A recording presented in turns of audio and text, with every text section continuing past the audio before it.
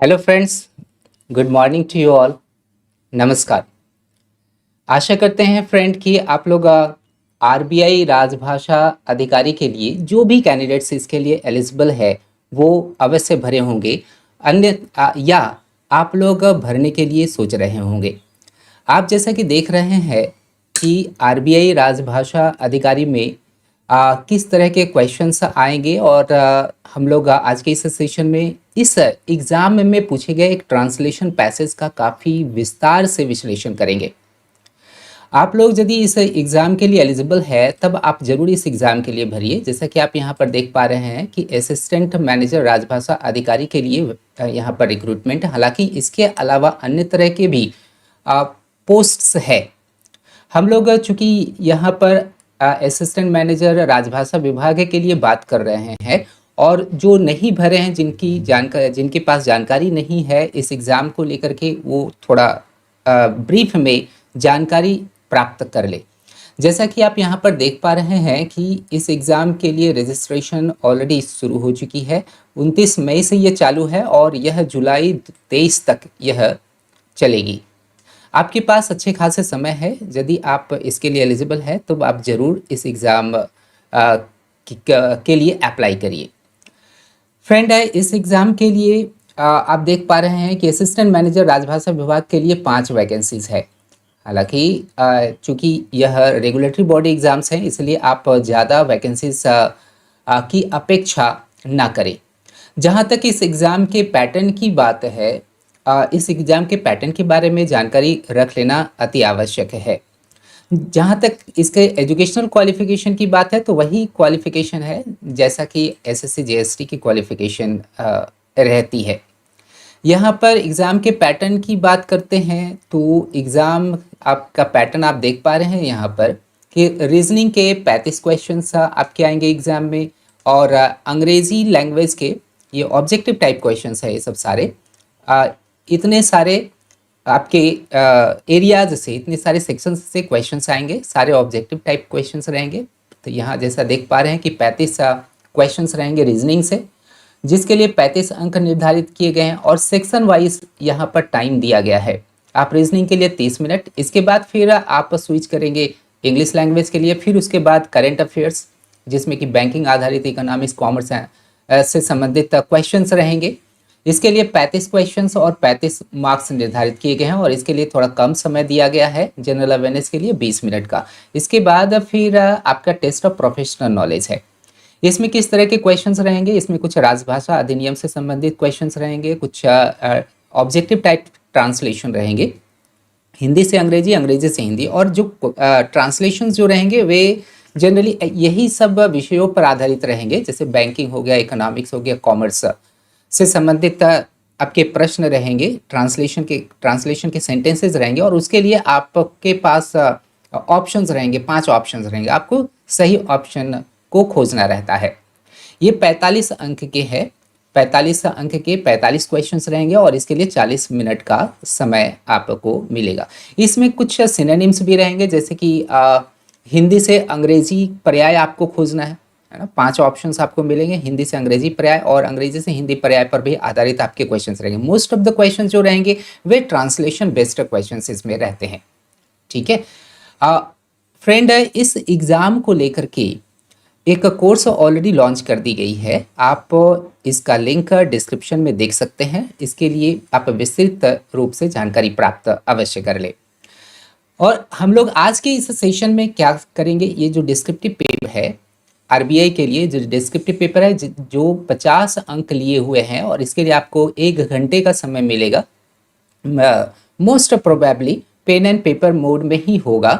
हालांकि ऑब्लिक दे करके यहाँ पर लिखा गया है कि एग्ज़ाम जो होगी वो ऑनलाइन और ऑफलाइन मोड में हो सकती है, लेकिन मोस्ट प्रोबेबली ये ऑफलाइन मोड में ही होगी। पेन एंड पेपर आपको इसमें मिलेगा।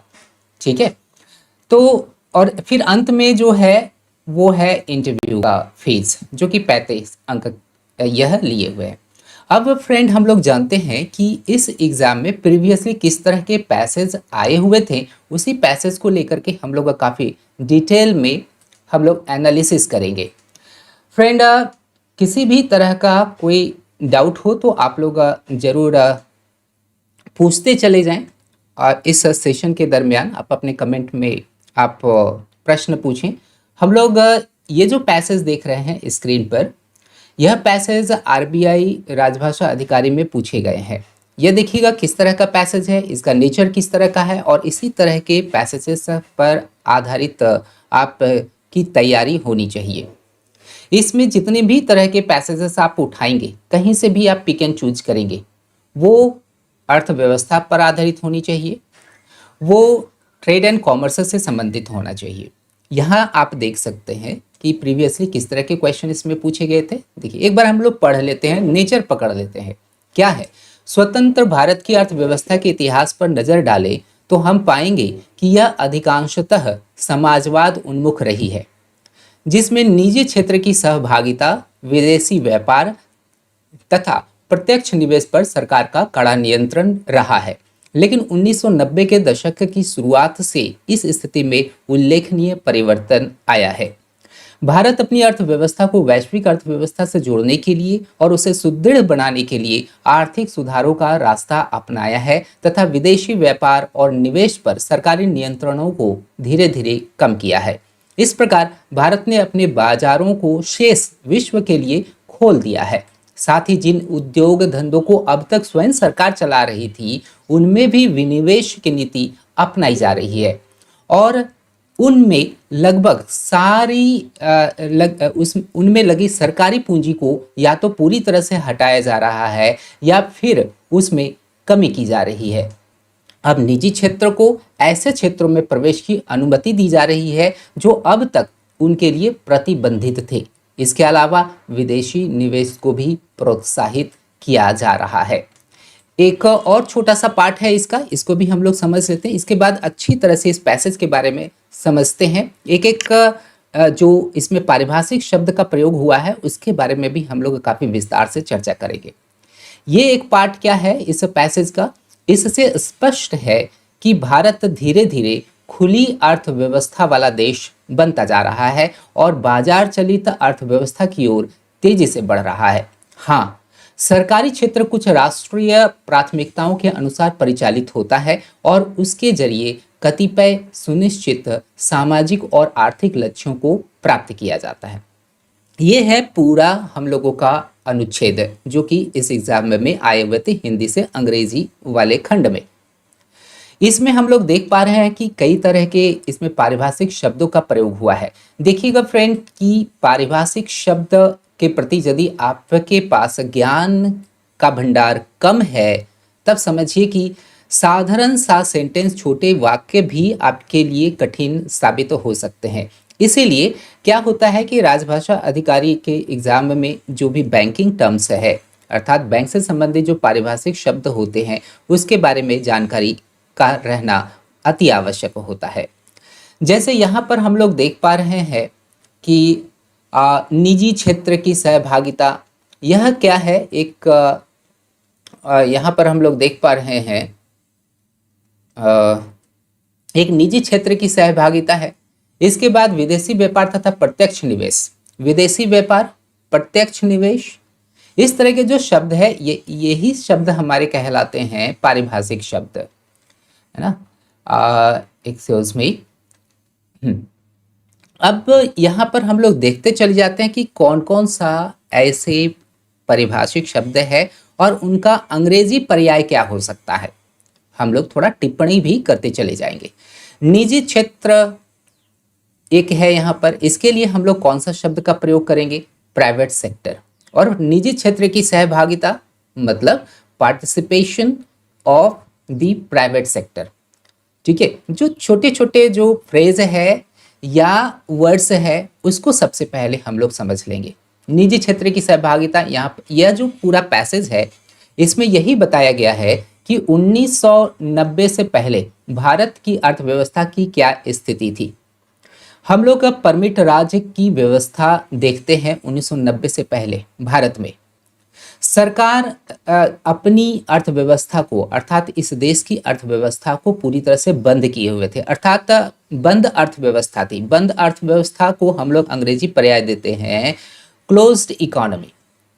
क्लोज्ड इकोनॉमी और ओपन इकोनॉमी में यही अंतर होता है कि क्लोज्ड इकोनॉमी में निजी कंपनियों की सहभागिता की अनुमति नहीं दी जाती है कि आप यहाँ पर निजी कंपनियों को या निजी इंडस्ट्री को आप यहाँ नहीं खोल सकते। यदि खोलते हैं तब आप पर बहुत तरह के रेस्ट्रिक्शंस अर्थात प्रतिबंध लगाए जाएंगे। कर की जो व्यवस्था है वो आप लोगों के लिए बहुत ही कड़ा रहेगा, टाइट रहेगा, और इसके कारण से निजी कंपनियां पनप नहीं रही थी 1990 से पहले। और साथ ही साथ जहां तक है निजी कंपनियां बाहर से जो आना चाह रही थी भारत में, क्योंकि भारत तो बहुत बड़ा बाजार शुरू से रहा है, काफ़ी बड़ी जनसंख्या इसकी रही है, इसलिए बाहर की कंपनियां हमेशा इस चाहत में रही थी कि भारत अपनी अर्थव्यवस्था को खोले, ताकि हमारे देश में जो भी माल की तैयारी हो रही है, माल जो बनाया जा रहा है, जो भी उत्पाद हो रहे हैं, चाहे वो सेवा हो, चाहे वो कोई भी फिजिकल एंटिटीज़ क्यों ना हो, फिजिकल आपका गुड्स क्यों ना हो, हर तरह के चीज़ों की को खपाया जाने की बात बाहर की निजी कंपनियां सोच रही थी, लेकिन उनको मिल नहीं रहा था, जगह नहीं मिल रहा था, उनको परमिशन नहीं दी जा रही थी यहाँ की सरकार के द्वारा। सरकार का मानना था कि यदि सरकारी कंपनियों और प्राइवेट कंपनियों के बीच में यदि प्रतिस्पर्धा होती है तो सरकारी कंपनी कहीं न कहीं बहुत ही पिछड़ जाएगी, उनके माल का कहीं कोई पूछ नहीं रहेगी, और ऐसी स्थिति में निजी कंपनियों का ही बोलबाला होगा। और जो हम लोगों की अर्थव्यवस्था, जो समाजवादी अर्थव्यवस्था, देखिएगा समाजवाद यहाँ पर बात किया गया है ना, तो जो हमारी समाजवादी अर्थव्यवस्था है जिसमें कि लोगों के भलाई के बारे में हम लोग पूरी तरह से प्रतिबद्ध है, लोगों की भलाई के लिए प्रतिबद्ध है, वो कहीं ना कहीं उस पर कुठाराघात होगा। और इसी वजह से बाहर की कंपनियों को, चाहे विदेशी प्रत्यक्ष निवेश हो, चाहे निजी कंपनियों का भारत में आना हो, उसको रोक दिया गया। मैं इस पर इसलिए टिप्पणी कर रहा हूं कि जब तक आप दिए गए अनुच्छेद के बारे में अच्छी तरह से आप ज्ञान नहीं रखेंगे, तब आप अच्छी तरह से भाव नहीं निकाल पाएंगे, और भाव जब नहीं निकाल पाएंगे तब फिर आप अच्छी तरह से अनुवाद भी नहीं कर सकते हैं। आपके पास बहुत अच्छा ग्रामर का नॉलेज हो, है ना, और शब्द भी अच्छा हो, लेकिन फिर ज्ञान नहीं रहेगा तो फिर जहाँ ज़रूरत पड़ेगी भावानुवाद की तो फिर वहाँ पर बहुत ही मुश्किल होगा। ठीक है, इसीलिए क्या है कि ट्रांसलेशन के पैसेजेस जो भी मिलेंगे आपको इस एग्ज़ाम के लिए, वो करंट इवेंट्स पर आधारित होगा, वही ट्रेड एंड कॉमर्स से संबंधित होगा, बैंकिंग इंडस्ट्री से संबंधित होगा। इसीलिए अर्थशास्त्र से संबंधित ज्ञान, अर्थव्यवस्था से संबंधित ज्ञान बहुत ही आवश्यक होता है ना। यहाँ पे समाजवाद उन्मुख एक जो टर्म आया हुआ है, इसका हम लोग अंग्रेजी अनुवाद करेंगे, अंग्रेजी पर्याय क्या देंगे, ये सोशलिज्म हो गया समाजवाद, और उन्मुख किसको कहेंगे, ओरिएंटेड। ओके, सोशलिज्म ओरिएंटेड अर्थात क्या हो गया, समाजवाद उन्मुख। इसके बारे में मैंने बता दिया। निजी क्षेत्र की सहभागिता मतलब participation of the private sector. विदेशी व्यापार के लिए फॉरेन ट्रेड हो गया, प्रत्यक्ष निवेश के लिए फॉरेन इन्वेस्टमेंट हो गया। ठीक है, फॉरेन इन्वेस्टमेंट पर सरकार का कड़ा नियंत्रण रहा है, लेकिन 1990 के दशक की शुरुआत से इस स्थिति में उल्लेखनीय परिवर्तन आया है। 1990 एक ऐसा साल माना जाता है जहां से भारत की अर्थव्यवस्था में यू टर्न आया हुआ था। भारत की अर्थव्यवस्था लगभग अचानक से बदल गई थी। जब हम लोगों के हमारे मनमोहन सिंह जो उस समय तत्कालीन वो फिनांस मिनिस्टर थे, उस समय उन पर यह जिम्मेदारी डाली गई थी कि आप डूबती भारतीय अर्थव्यवस्था को बचाना है ना।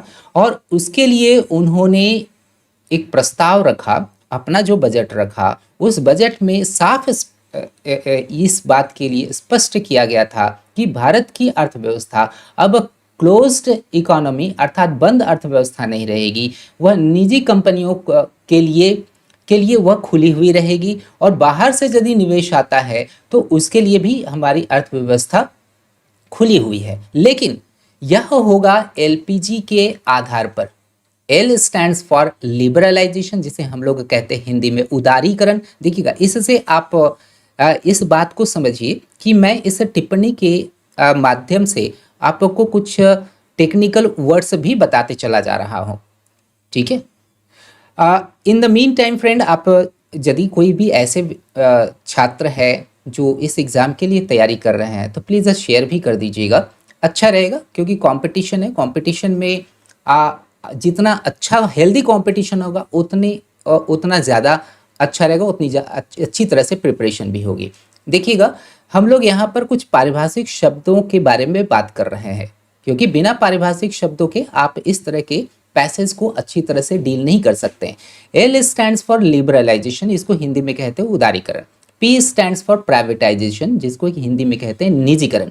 और जी स्टैंड्स फॉर ग्लोबलाइजेशन, जिसे हम लोग कहते हैं हिंदी में वैश्वीकरण।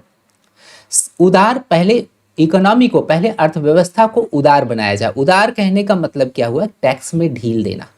टैक्स में ढील देना ही उदारीकरण है। अगर हम लोग रफली बात करते हैं तो पहले टैक्स में ढील दिया गया। अब टैक्स में ढील दिए जाने पर क्या है कि प्राइवेट कंपनी भी तो आना तो चाहेगी ना, वो कहेगी कि चलो टैक्स में ढील दी गई है, अब हम लोगों का रास्ता खुल गया है। तब जो देशी कंपनियां हैं, देशी निजी कंपनियां हैं, वो भी अब हिम्मत करेंगे कि सरकार जो है टैक्स अब ज़्यादा हम लोगों पर लगा नहीं रही है, थोप नहीं रही है, अब हम लोग बाजार में टिक सकते हैं। तो प्राइवेट कंपनियों के लिए एक रास्ता खुल गया है ना।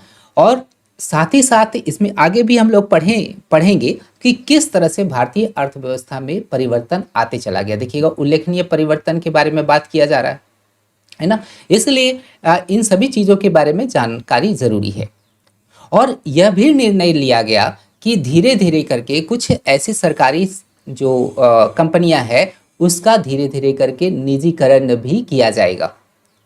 क्योंकि जो बीमारू कंपनियां हैं, जो अच्छी तरह से प्रोडक्शन नहीं कर रहे हैं, उनका निजीकरण तो होना आवश्यक है। इसलिए निजीकरण को हम लोग उसको किस तरह से हम लोग परिभाषित करेंगे?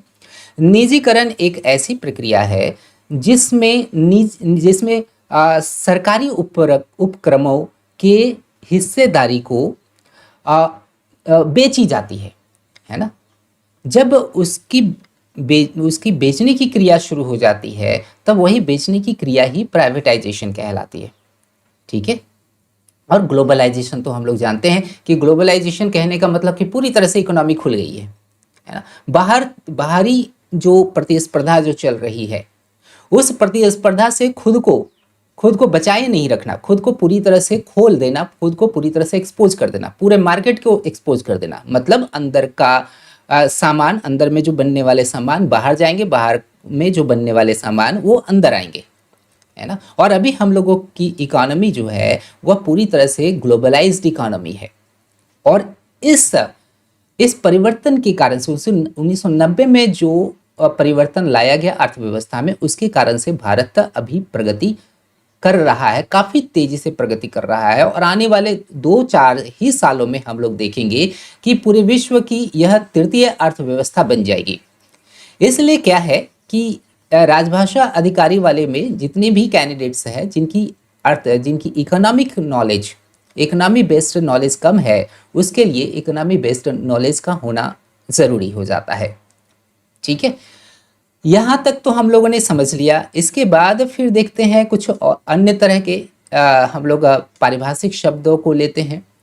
भारत ने अपनी अर्थव्यवस्था को वैश्विक अर्थव्यवस्था से जोड़ने के लिए, वैश्विक अर्थव्यवस्था मतलब ग्लोबल इकोनॉमी, और उसे सुदृढ़ बनाने के लिए मेक इट स्ट्रॉन्ग, नहीं तो स्ट्रेंथन हम लोग शब्द का प्रयोग करेंगे, आर्थिक सुधारों का रास्ता अपनाया है तथा विदेशी व्यापार, फॉरेन ट्रेड और निवेश, इन्वेस्टमेंट से सरकारी नियंत्रणों का धीरे धीरे कम किया है। इस प्रकार भारत ने अपने बाजारों को शेष विश्व के लिए खोल दिया। इसके बाद देखते उसमें कोई ऐसा पारिभाषिक शब्द नहीं था जानने के लिए। साथ ही जिन उद्योग धंधों को अब तक स्वयं सरकार चला रही थी उनमें भी विनिवेश की नीति देखिएगा, एक यहाँ पर पारिभाषिक शब्द आया है विनिवेश। विनिवेश को हम लोग कहते हैं डिसइन्वेस्टमेंट।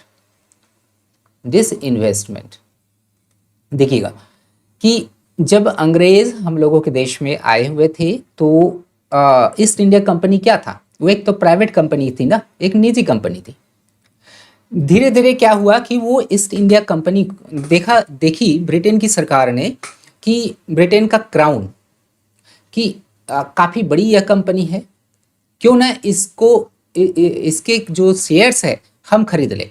तो कोई भी निजी कंपनियों के शेयर्स को, स्वामित्व को यदि खरीद लिया जाता है सरकार के द्वारा, तब उसे हम लोग कहते हैं इन्वेस्टमेंट, है ना। और जस्ट इसका उल्टा क्या है कि सरकारी संपत्ति को यदि निजी हाथों में बेचा जाता है तो उस बेचने की क्रिया को ही हम लोग डिसइन्वेस्टमेंट कहते हैं।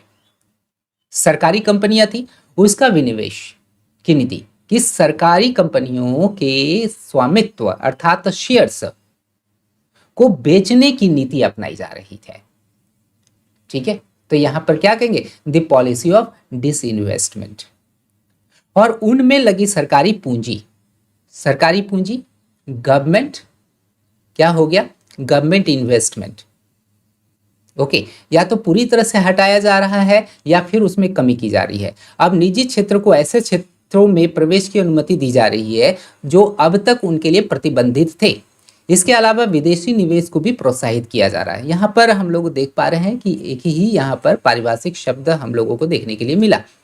इसके बाद धीरे धीरे खुली अर्थव्यवस्था वाला देश बनते जा रहा है। खुली अर्थव्यवस्था, जैसा कि हम लोगों ने अभी बात किया, ओपन इकोनॉमी, तो भारत एक ओपन इकोनॉमी है, अभी क्लोज्ड इकोनॉमी नहीं है। बाहर की जितनी भी कंपनियां, भारत तो चाह रही है कि जितना ज़्यादा से ज़्यादा भारत में विदेशी प्रत्यक्ष निवेश हो, अर्थात फॉरेन डायरेक्ट इन्वेस्टमेंट हो। इसके लिए सरकार कितने तरह के स्कीम चला रही है। PLI स्कीम्स जो हम लोगों की सरकार की है, मेक इन इंडिया जो हम लोगों का स्कीम है, ये क्या चीज़ को शो करता है, ये क्या चीज़ प्रतिबिंबित करता है, यह यही प्रदर्शित करता है कि भारत पूरी तरह से पूरी दुनिया के लिए अपने बाजार को एक्सपोज कर दिया है, ओपन कर दिया है कि आप लोग यहाँ आओ, यहाँ के बाजार का इस्तेमाल करो, यहाँ पर ही प्रोडक्शन करो, एप्पल का फ़ोन बनाओ, चाहे बड़े बड़े हथियार की फैक्ट्री आप यहाँ पर इस्टेब्लिश करें, जहाज़ बनाने का काम करें।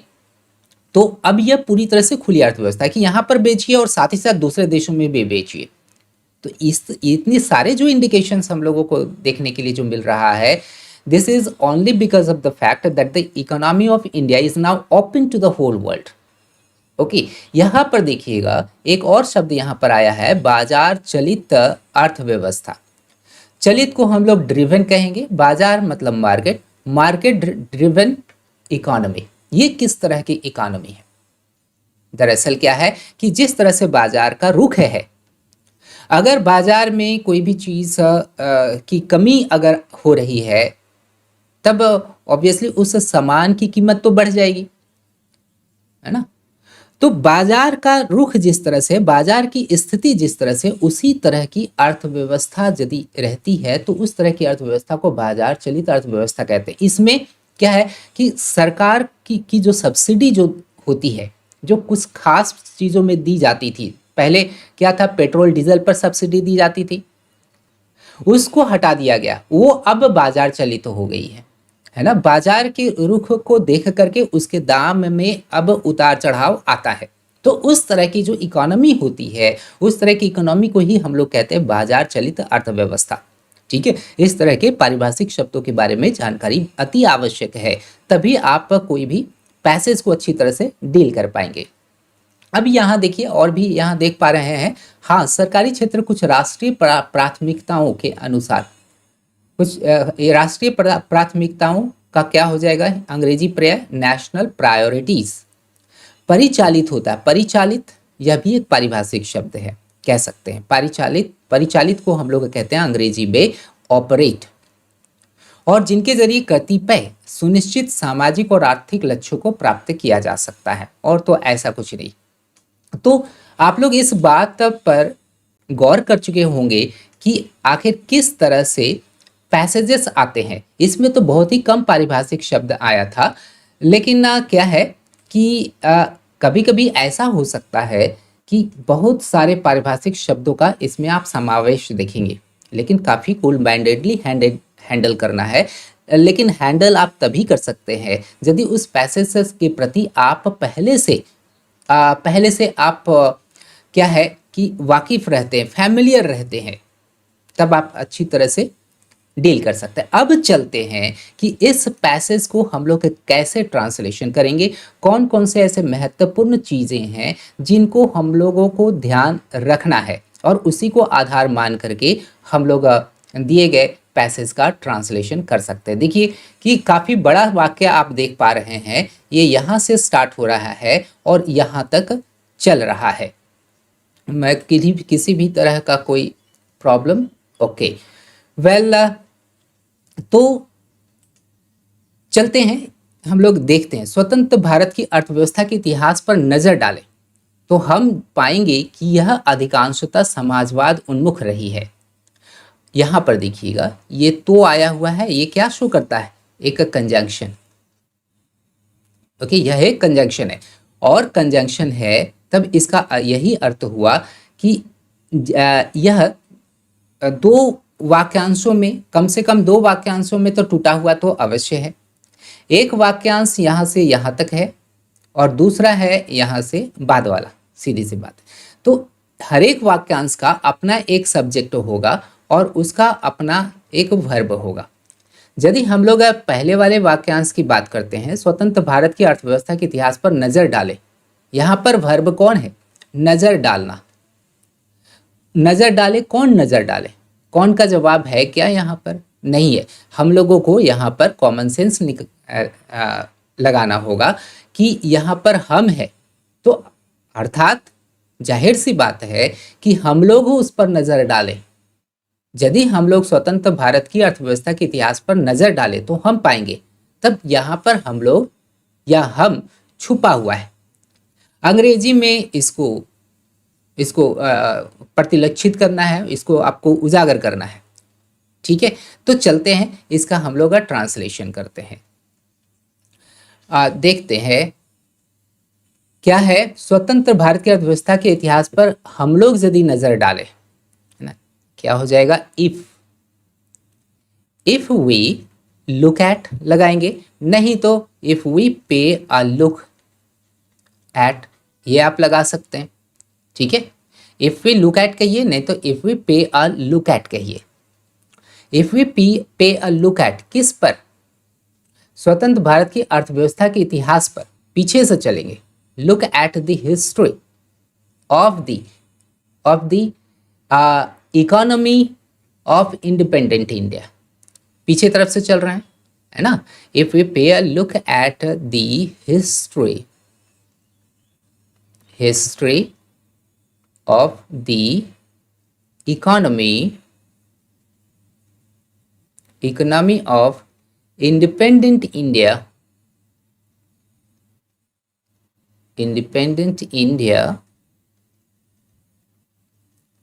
कॉमा, देन लगाने की आवश्यकता नहीं है। इफ के साथ देन का प्रयोग नहीं होता है, इसलिए आप इसको हटाएंगे। तब तक देन का प्रयोग नहीं करेंगे जब तक कि हम लोग नहीं देख लेते हैं कि इसके पहले वाला जो वाक्यांश है बहुत बड़ा हो रहा है। यहाँ तो एक छोटा सा वाक्यांश है, यहाँ से यहीं तक इसका दायरा है। तो ऐसी स्थिति में आपको देन नहीं लगाना है। देन लगाएंगे तो ग्रामर की किताब कहती है कि वो इस एक तरह का ग्रामेटिकल मिस्टेक है ना, कॉमन एरर है। हम पाएंगे, वी विल फाइंड, एक बात आपको ध्यान में रखना है यहाँ पर कि ट्रांसलेशन कुछ इस तरह से यदि आता है, हम लोग जनरली एक भूल करते हैं। यदि एक छोटा सा सेंटेंस देख ले, यदि वह आएगा तब हम लोग जाएंगे।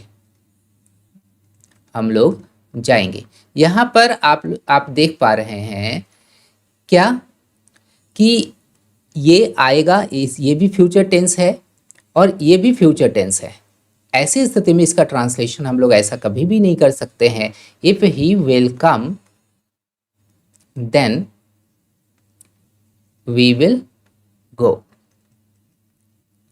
इफ के क्लॉज में कभी भी फ्यूचर इंडिकेटर आ नहीं सकता है, इसलिए इसका प्रयोग आप नहीं करेंगे।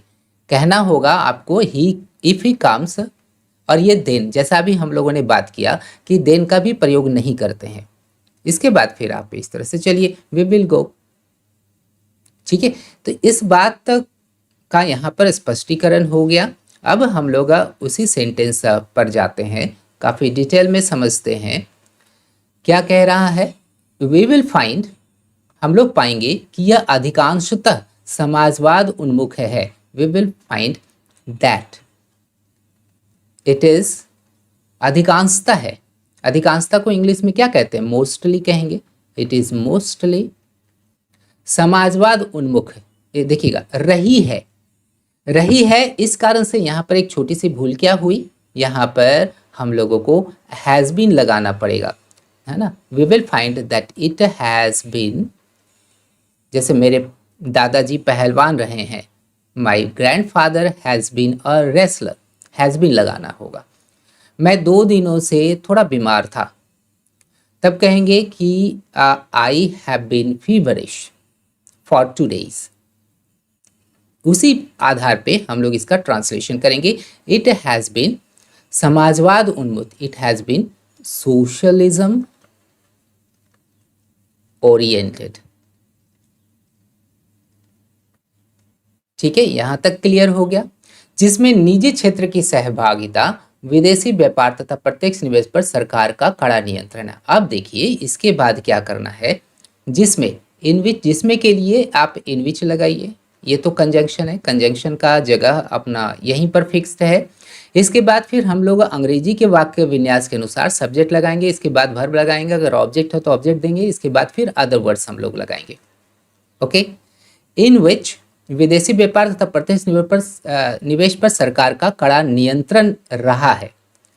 कड़ा नियंत्रण रहा है, किसका कड़ा नियंत्रण रहा है, कौन कड़ा नियंत्रण कर रहा है, तो सरकार ना, यह हम लोगों का सब्जेक्ट हो गया। और इसके बाद क्या है, कड़ा नियंत्रण रहा है, ये हम लोगों का क्रियापदबंध है ना, वर्बल फ्रेज है। अब क्या करते हैं, इसके बाद फिर हम लोग सब्जेक्ट को डालेंगे, इन विच द गवर्नमेंट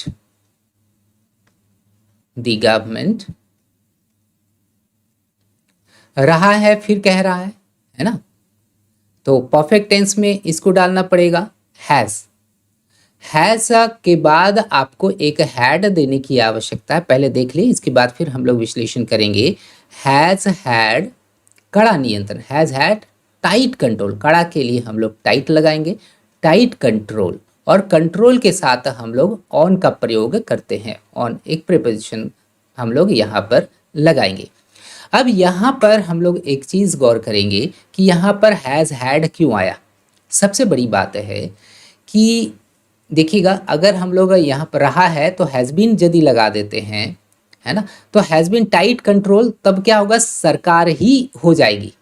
बीन जो आएगा इसके जगह पर वो तो होने के अर्थ में रहेगा, तब इसका मतलब क्या हो जाएगा, अगर बीन लगाते हैं तो सरकार टाइट कंट्रोल रही है, सख्त नियंत्रण रही है, कड़ा नियंत्रण रही है, ये खुद हो जाएगी यहाँ पर, क्योंकि बी का प्रयोग हम लोग कर रहे हैं। लेकिन सरकार का कड़ा नियंत्रण रहा है, मतलब सरकार के पास कड़ा नियंत्रण था, और के पास के लिए हम लोग हैव का प्रयोग करेंगे, है ना, वर्ब टू हैव का। और वर्ब टू हैव एक कैटेगरी का नाम है जिसमें कि हैज़, हैव, हैड, ये 3 तरह के फाइनाइट वर्ब्स आते हैं। तो यहाँ इसी कारण से यहाँ पर हैड का प्रयोग किया गया है। In which the government has had tight control on, अब किस पर नियंत्रण रहा है, टाइट कंट्रोल, कड़ा नियंत्रण रहा है, निजी क्षेत्र की सहभागिता पर, विदेशी व्यापार पर तथा प्रत्यक्ष निवेश पर, इन 3 चीज़ों पर कड़ा नियंत्रण रहा है। तो बस तीनों को आप गिनवा लीजिए। अब इधर से लेंगे निजी क्षेत्र की सहभागिता, on the participation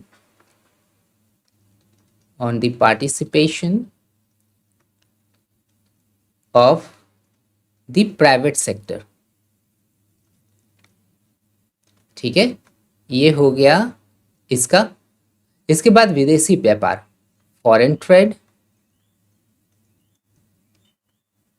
trade and प्रत्यक्ष निवेश, एंड डायरेक्ट इन्वेस्टमेंट,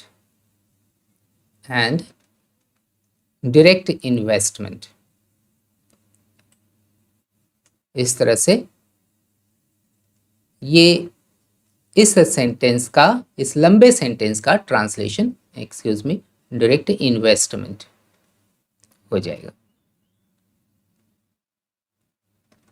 मेरे विचार से अब यहाँ पर किसी भी तरह का कोई संशय नहीं रहा होगा, किसी भी तरह का कोई शंका नहीं, क्योंकि मैंने इतने बारीक तरीके से तोड़ करके बताया कि आप को शायद कोई कन्फ्यूज़न नहीं रही होगी, और सेंटेंस में इतना भी ज़्यादा कठिनाई नहीं थी, इतने भी ज़्यादा यह कष्ट साध्य नहीं था।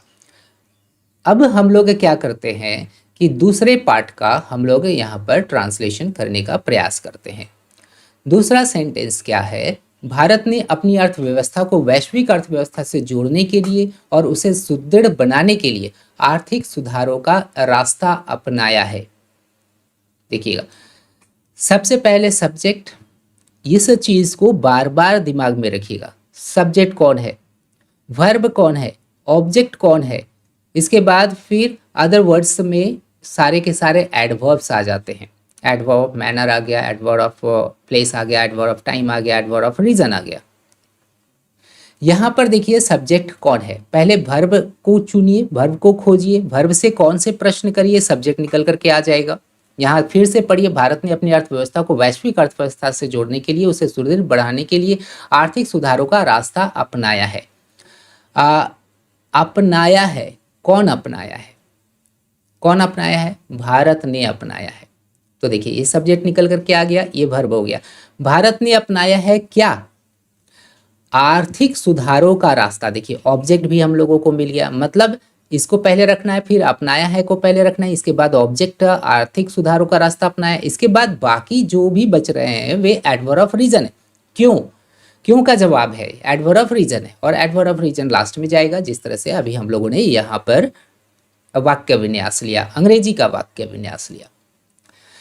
देखिए भारत ने, पहले इंडिया को रखेंगे, इंडिया अब है रास्ता अपनाया है, इंडिया हैज अडॉप्टेड, अपनाया है, प्रेजेंट परफेक्ट टेंस में। टेंस को पकड़ना बहुत ज़रूरी है, नहीं तो फिर टेंसिकल मिस्टेक हो जाएगा, तो फिर उसमें भी अंक काट लिए जाएंगे। इंडिया हैज़ अडॉप्टेड, भारत ने अपनाया है, क्या अपनाया है? आर्थिक सुधारों का रास्ता, अडॉप्टेड द पाथ ऑफ आर्थिक सुधार, इकोनॉमिक रिफॉर्म्स।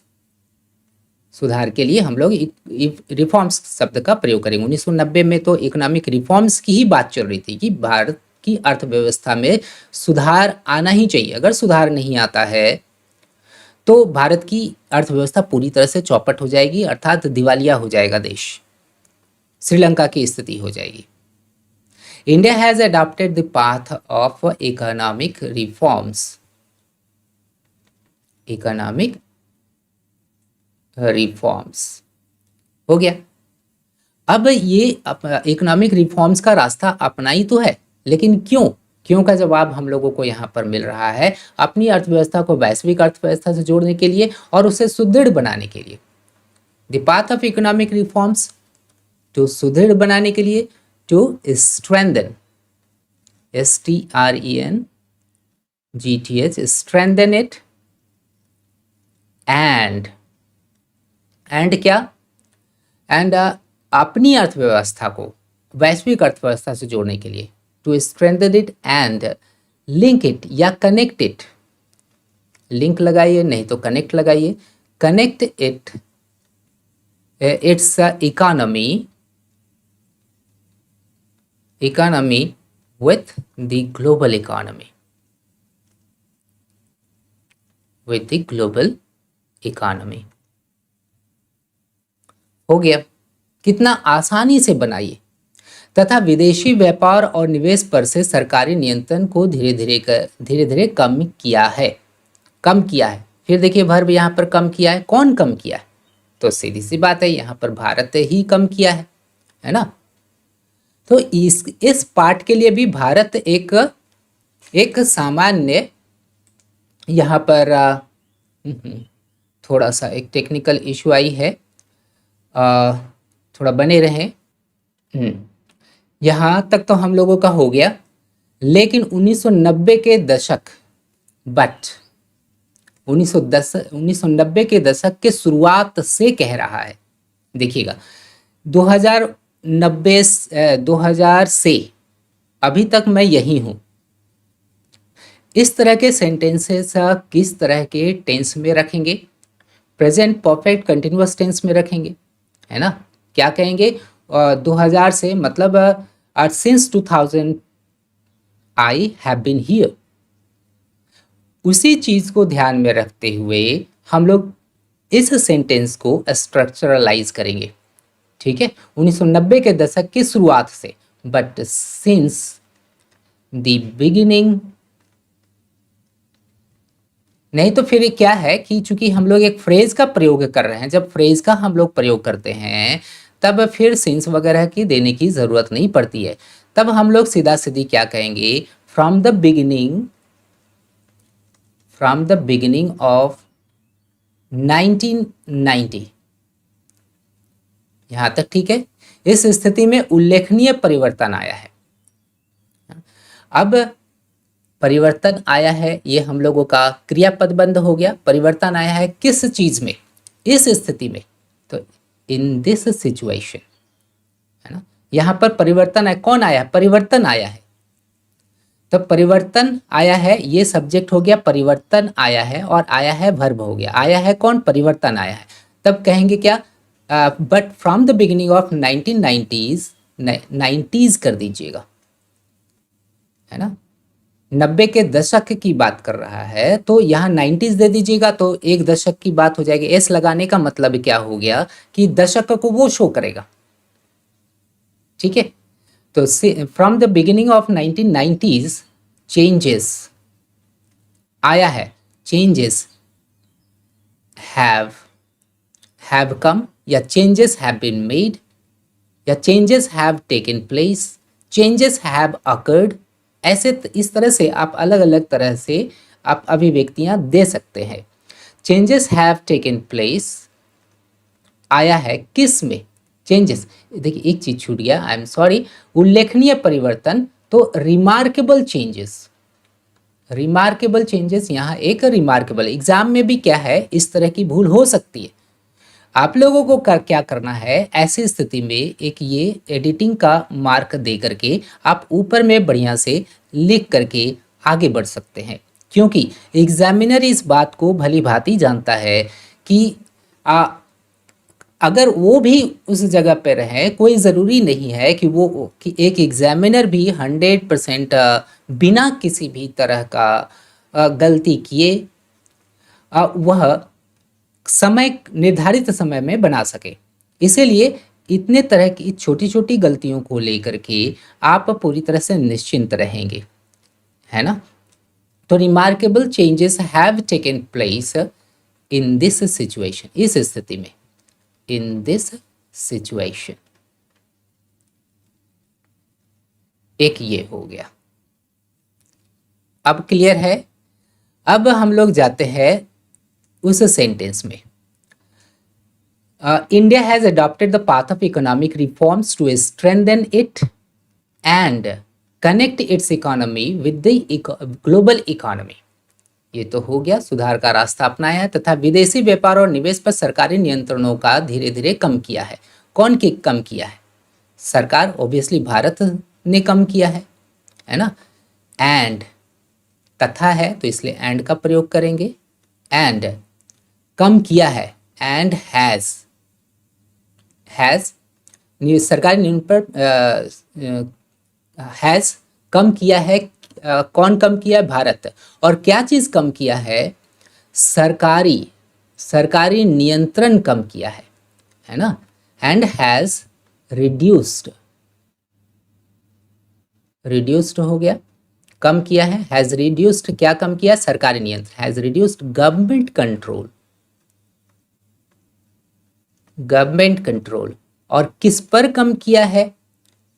विदेशी व्यापार और निवेश पर। Has reduce government control on, या ओवर का भी प्रयोग आप कर सकते हैं, लेकिन ऑन का प्रयोग ज़्यादा यहाँ पर सटीक है।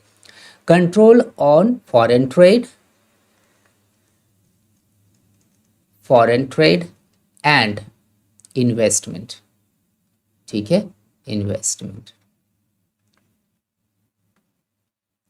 इस तरह से, और एक gradual foreign investment, trade and investment gradually, धीरे धीरे है तो ग्रेजुअली आप लगाइए यहाँ पर। इस ग्रेजुअली का प्रयोग आप हैज़ ग्रेजुअली इन यहाँ पर भी आप ग्रेजुअली का प्रयोग कर सकते हैं। ठीक है, has gradually reduced government control on foreign trade and investment. ठीक है, तो इस तरह से इस सेंटेंस का भी यहाँ पर हम लोगों ने ट्रांसलेशन देख लिया। अब इस एक लास्ट सेंटेंस इसमें बचा हुआ है इस पार्ट का, उसका भी हम लोग ट्रांसलेशन करके देखते हैं। इस प्रकार भारत ने अपने बाजारों को शेष विश्व के लिए खोल दिया है।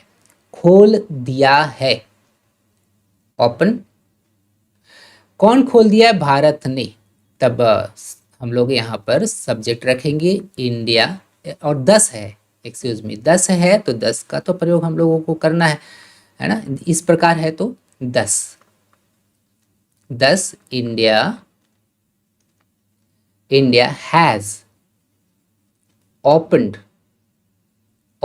its market, has opened अपने बाजारों को, opened its market किसके समय? ओपन के साथ प्रीपोजिशन हम लोग टू लगाते हैं, किसके समक्ष में? शेष विश्व के समक्ष में, शेष विश्व के लिए, है ना। opened its market to the rest of the world, to the rest of the world।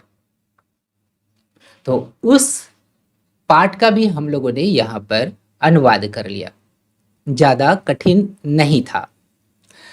अब नेक्स्ट जो पार्ट है देखते हैं इसमें किस तरह की यहाँ पर डिफ़िकल्टी लेवल है। साथ ही आगे देखते हैं, साथ ही जिन उद्योग धंधों को अब तक स्वयं सरकार चला रही थी उनमें भी विनिवेश की नीति अपनाई जा रही है। साथ ही का ट्रांसलेशन हम लोग क्या करेंगे? साथ ही का अपार्ट फ्रॉम दिस, नहीं तो एट द सेम टाइम, नहीं तो बिसाइड्स दिस, यहाँ पर ज़्यादा अच्छा लग रहा है। At the same time, at the same time, excuse me, थोड़ा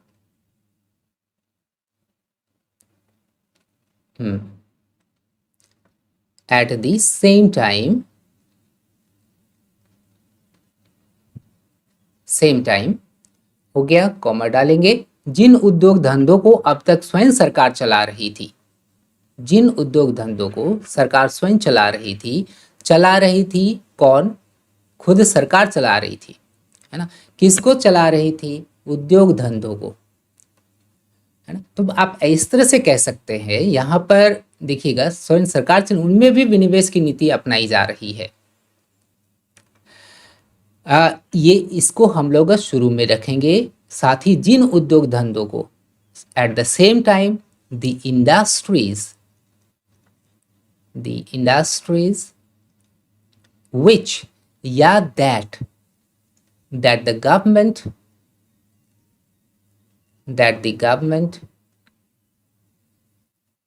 चला रही थी, government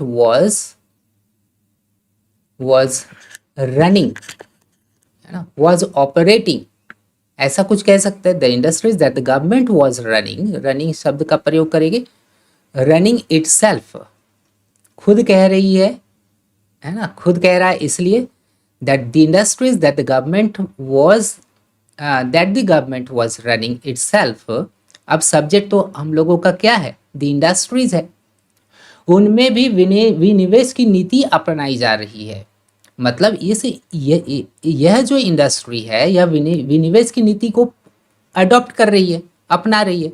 the industries that the government was running itself are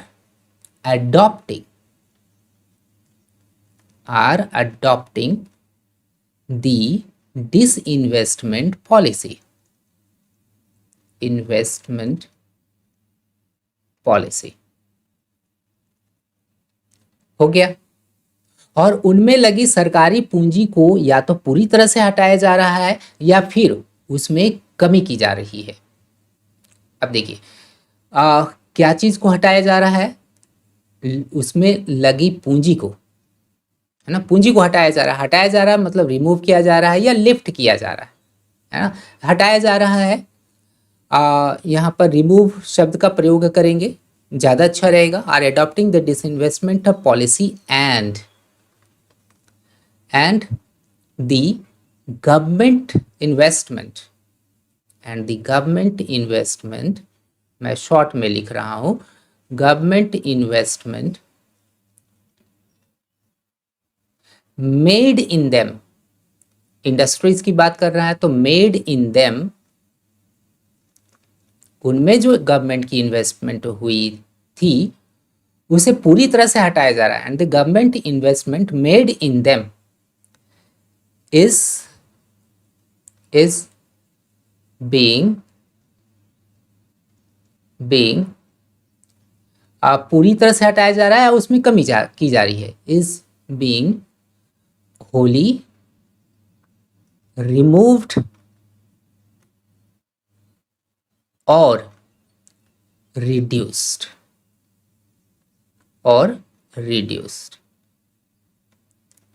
हो गया। ठीक है, ये हम लोगों का किस फॉर्म में था, यह कंटिन्यूअस फॉर्म में था, वो भी किस में था, पैसिव वॉइस के कंटिन्यूअस फॉर्म में था। इसलिए हम लोगों ने यहाँ पर इस चीज़ का प्रयोग किया है, be plus being plus V3 form, ये कंटिन्यूअस वॉइस है। अब यहाँ तक हम लोगों ने बना लिया। नेक्स्ट सेंटेंस का भी हम लोग ट्रांसलेशन करते हैं कि कहाँ का देखिएगा किस तरह से विचार जा रहा है, कहाँ पर कौन सी चीज़ को हम जोड़ रहे हैं। मेन इसी चीज़ को आप लोगों को देखना है कि किस तरह से ट्रांसलेशन बनाया जा रहा है, कहाँ से कौन सी चीज़ को उठाया जा रहा है, किस तरह से पहचान की जा रही है। और सबका अपना जगह निर्धारित होता है दिए गए वाक्य में, और उसी वाक्य को देखना है बढ़िया से। और उसमें क्या है, एक जो भी निर्धारित वाक्य विन्यास है, उसी वाक्य विन्यास में सभी तरह के कंपोनेंट्स को रखते चला जाना, उसको जगह देते चला जाना है। अब नेक्स्ट देखिए, अब निजी क्षेत्र को ऐसे क्षेत्रों में प्रवेश की अनुमति दी जा रही है। अब अनुमति कौन प्राप्त कर रहा है? निजी क्षेत्र अनुमति प्राप्त कर रहा है ना। किसमें अनुमति प्राप्त कर रहा है? ऐसे क्षेत्रों में प्रवेश की अनुमति प्राप्त कर रहा है। ठीक है, तब यहां पर हम लोग क्या कहेंगे, नाउ। अब है इसलिए नाउ शब्द का प्रयोग करेंगे। नाउ दी प्राइवेट सेक्टर दी जा रही है, पैसिव वॉइस में है। किसको दी जा रही है? निजी क्षेत्र को दी जा रही है ना। इसलिए सब्जेक्ट हम लोगों का यह है। Now the private sector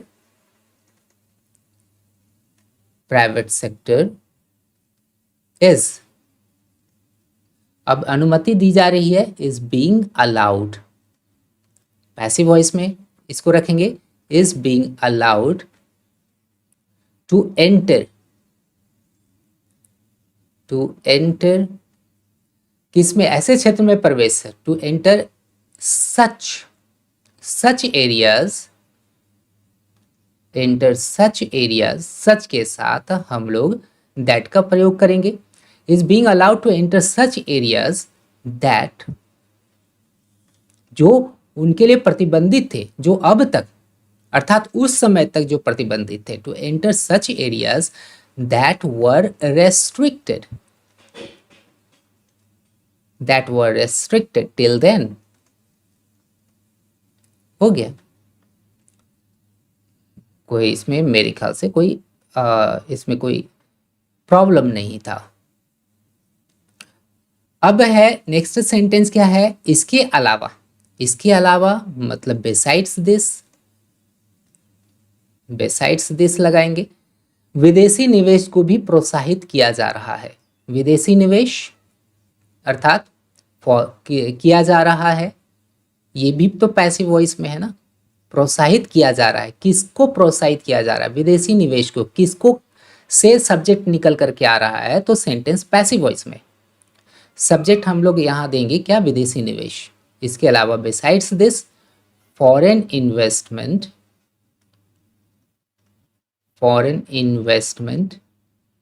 is being encouraged.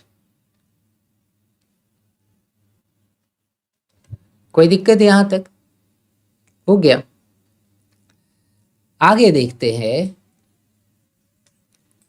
Passage उठाइए थोड़ा स्टैंडर्ड। ये चूंकि बहुत पहले का है, कितना लगभग 2-4 साल पहले पूछा गया होगा, क्योंकि अब चूंकि ऑनलाइन हो गया है तो अब क्वेश्चन पेपर अब तो पब्लिश तो होता नहीं है। आरबीआई में किस तरह के प्रश्न आ रहे हैं, कौन से पैसेजेस आ रहे हैं ना। तो मैं बस प्रीवियसली जो भी पूछे गए थे, कई तरह के पैसेजेस आपको आपके स्टडी नोट्स में देखने के लिए मिलेगा, जो इस के लिए कोर्स बनाए गए हैं, डिज़ाइन किए गए हैं। और नए अभी जिस तरह से घटनाक्रम चल रहा है आर्थिक जगत में, वाणिज्यिक जगत में, उस तरह के पैसेजेस का समावेश करना है, उस तरह के समावेश आपके कोर्स में है। इससे स्पष्ट है कि भारत धीरे धीरे खुली अर्थव्यवस्था वाला देश बनता जा रहा है। इससे स्पष्ट है, इट क्लियर्स इट, या तो it makes it clear that India, सब सिंपल सेंटेंस है, इंडिया धीरे धीरे करके खुली अर्थव्यवस्था वाला देश बनता जा रहा है। Is becoming, is gradually becoming, धीरे धीरे है तो ग्रेजुअली बिकमिंग खुली अर्थव्यवस्था वाला देश। तो खुली अर्थव्यवस्था के लिए हम लोग बात कर लिए थे, open economy, is gradually becoming an open economy, हो गया। और बाजार चलित अर्थव्यवस्था की ओर तेजी से बढ़ रहा है, and is fast moving towards the market driven economy. Market driven economy किसको कहते हैं, मैंने बता दिया, मार्केट ड्रिवन इकोनॉमी। जो देर से ज्वाइन किए हैं वो फिर से शुरू से देख लीजिएगा, काफ़ी कुछ जानने के लिए मिलेगा। द मार्केट ड्रिवन इकोनॉमी, ये हो गया। इसके बाद फिर सेंटेंस क्या है, हाँ के लिए आप यस लगा दीजिए। इसके बाद आप थोड़ा पूरा पढ़ लीजिए, ये नहीं कि थोड़ा दूर पढ़ते हैं उसके बाद फिर तुरंत बनाने के लिए बैठ जाइए, नहीं। सरकारी क्षेत्र कुछ राष्ट्रीय प्राथमिकताओं के अनुसार परिचालित होता है। यह पैसिव वॉइस में देखिएगा कि जिस तरह से मैं नेचर को पकड़ रहा हूँ, सेंटेंस के नेचर को पकड़ रहा हूँ, पैसेजेस के नेचर को पकड़ रहा हूँ, उसी तरह से पकड़ करके आपको अनुवाद करना है। गलती होने की संभावना बहुत ही कम होगी। परिचालित होता है तो इज ऑपरेटेड, अगर सब्जेक्ट ऑफ प्लूरल रहेगा तो आर ऑपरेटेड हो जाएगा। सिंपल प्रेजेंट टेंस का यह पैसिव वॉइस है, ठीक है। मान लीजिए इज ऑपरेटेड को लेकर के चलते, परिचालित होता है, कौन परिचालित होता है, कुछ राष्ट्रीय प्राथमिकताओं के, हाँ, सरकारी क्षेत्र के कुछ राष्ट्रीय प्राथमिकताओं के अनुसार सरकारी क्षेत्र के कुछ राष्ट्रीय प्राथमिकताओं के अनुसार परिचालित होता है। देखिएगा यस सरकारी क्षेत्र कुछ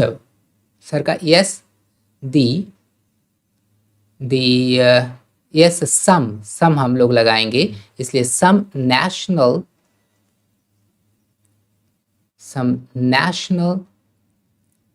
यहाँ पर प्रायोरिटीज डालेंगे, priorities are operated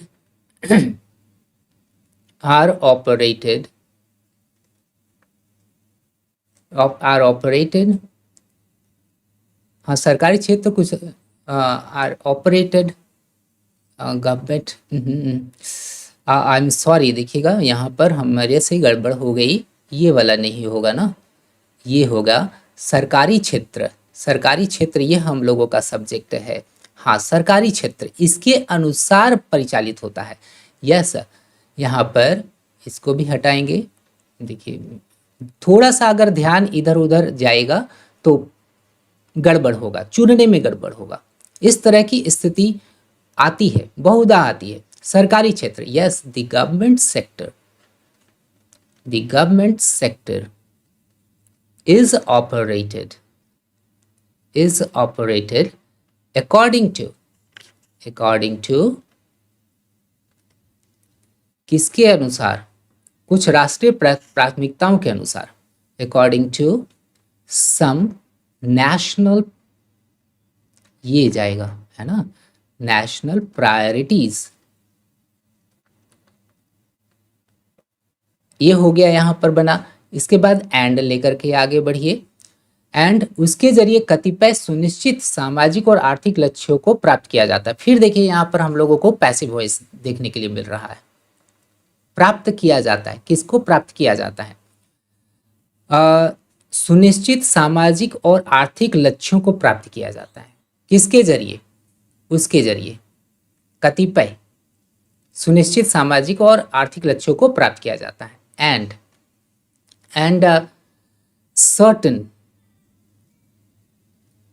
certain social, यही सब्जेक्ट है इसलिए इसी को रखेंगे। Certain social and economic goals प्राप्त किया जाता है, तो आर अचीव्ड हो गया, पैसिव वॉइस में गया। आर अचीव्ड, उसके जरिए, आर अचीव्ड थ्रू देम, उसके जरिए, थ्रू देम लगाइए या थ्रू देम। इस तरह से आपको यहाँ पर इस पार्ट का ट्रांसलेशन देखने के लिए मिला। आशा करते हैं कि आपको हर तरह से इस पैसेज के बारे में जानकारी प्राप्त हो गई होगी। एक एक चीज़ के बारे में मैंने काफ़ी विस्तार से एनालिसिस किया, कैसे करना है और कौन कौन सी चीज़ों को ध्यान में रख करके आपको करना है, किस तरह से, कहाँ पर आपका ध्यान भटकने से किस किस तरह से गलतियाँ हो सकती है, ह्यूमन एरर्स किस तरह के हो सकते हैं, उसके लिए आपको किस तरह से खुद को तैयार रखना है, एग्ज़ाम में पिन पॉइंटेड रहना है। क्योंकि ट्रांसलेशन का खंड ऐसा खंड है जिसमें कि अगर 50 अंक का है तब आप उसमें 40+ अंक अर्जित कर सकते हैं। इस कारण से आपको हर दिन एक पैसेज उठाना है। आर्थिक जगत से उठाइए, वाणिज्यिक जगत से उठाइए और उसका आपको ट्रांसलेशन करना है। किसी भी तरह का कोई डाउट्स हो इस एग्ज़ाम को लेकर के आप अवश्य पूछिए। तो मिलते हैं हम लोग अगले सेशन में। Wish you all the best. Thank you.